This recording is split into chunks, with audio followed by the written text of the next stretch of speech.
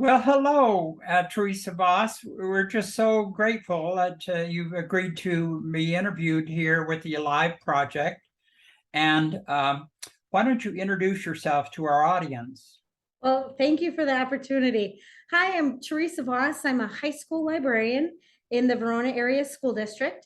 We are a suburban community right outside of Madison, and we are sitting at about 1,750 students in our high school, 200 staff.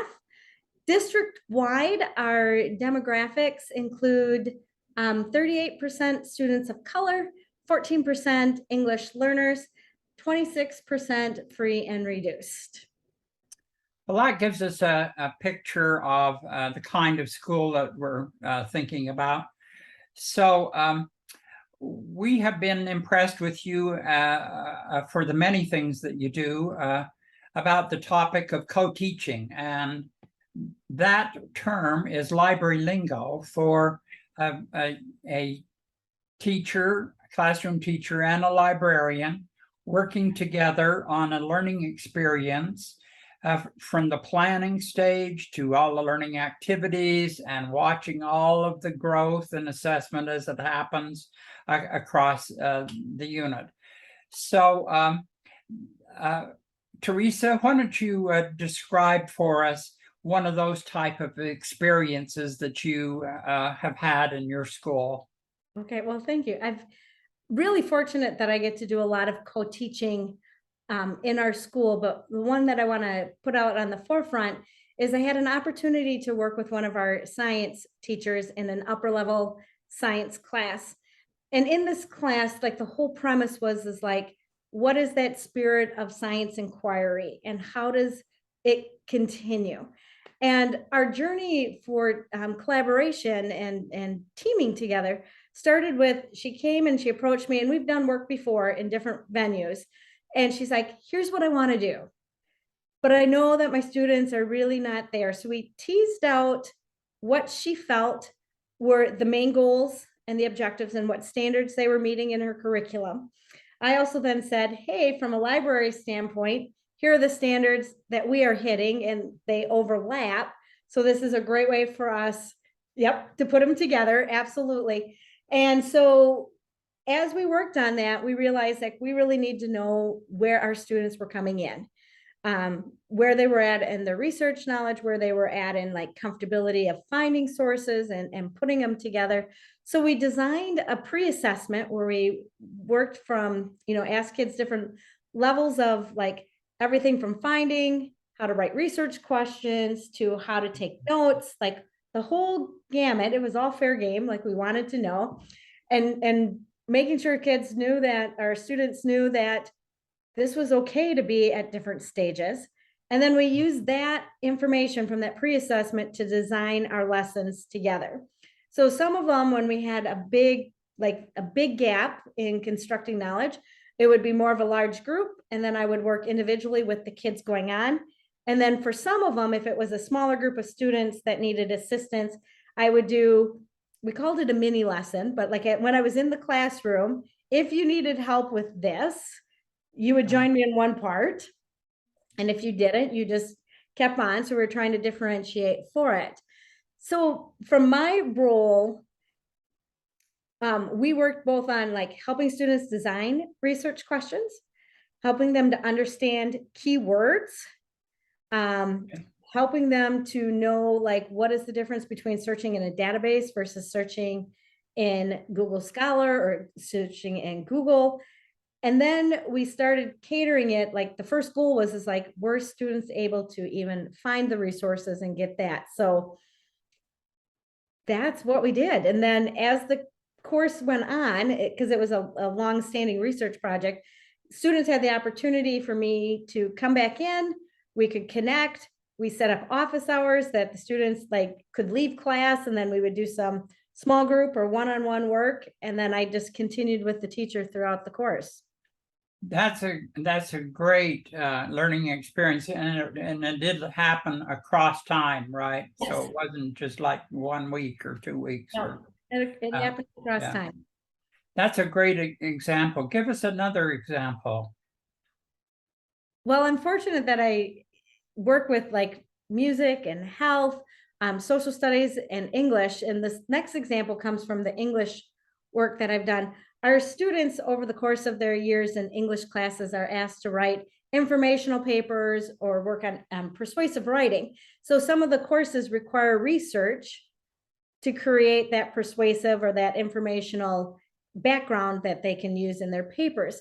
So this class that I work with the teacher, he and I, sat down and kind of said, like, once again, kind of like, where are the kids' needs? Where are their students' needs? And where do we need to meet them to push them forward? So part of it was like, how do we write a research question? Which databases, because they had choice in their matter, which databases are better going to meet your needs? Which ones might be my starting point, which ones might also be my ending point, as we have different levels of databases. And then I'm fortunate that I get to work with every student. Like, he builds time into the class that I can sit down and rotate through the classroom and talk to each student. And that one-on-one then time allows me to assess like where they are for their skills, what resources they might need beyond a database. So like, we have books in the library. We have some great, being in this neighborhood, we have great university, connections. So like, are there people that we can call or talk to? So getting a little bit different information. You mean you're telling me that you get to sit down with every single student in addition to small groups or whatever you're doing, right? Yeah. I would say from the teacher lens, they find like there's two of us asking questions and being able to support it. And sometimes it's, one of us catches it differently, but it also then, for me, builds that relationship with a student because they've sat down, I've had that conversation. They're way more approachable, or not, they're way more comfortable to approach me later. So the adults are combining expertise and then working individually with kids. Yes. That is an incredible track record to have as the students develop sophistication over time. So how on earth did you develop this rapport with teachers so that you can get across the curriculum? Mm-hmm. It has taken time, and it is one teacher at a time, but my biggest advocates are the teachers with whom that I've worked. So when they go back to PLCs, they'll say, hey, can we invite her in? Or it could be like, you might want to talk to. They're also like, they'll reach out to me and say, I know that my colleague is starting this, could you touch base with them? I know what you've done. I also asked to get on for like opening days with new staff, telling them like, I want to work with you. Here's how I do it. Right. And it's also for me, just like, I tap into their professional learning time. Like, hey, can I come and sit in? Can I see what you're doing? Is there a way for us to connect? And it's building that track record. It is. One teacher at a time, and then it grows and grows, and you have that. It does. I'm real fortunate. Yes. You're absolutely wonderful. Why don't you give us, so if you're talking to administrators, boards, parents, what is the value of a librarian and a co-teaching along with the classroom teacher?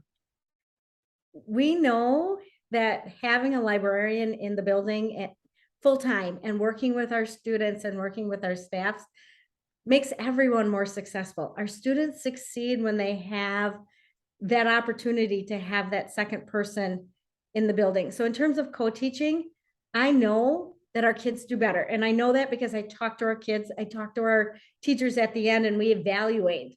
Like that science thing that I was talking about, like every kid had the skills at the end. And that's what we want. But more globally, our kids succeed when you have a librarian who's willing to collaborate and has the opportunity to collaborate. Thank you so very much. We sure appreciate your time and congratulate you on a great experience you're having in your school and the contribution you're making to teaching and learning. Oh, thank you. Well, thank you. I have to say, but it's also the fact that my teachers are always there with me. So it's both. Great. Well, thank you very much for your time. You're welcome. Thank you. Bye-bye. Bye.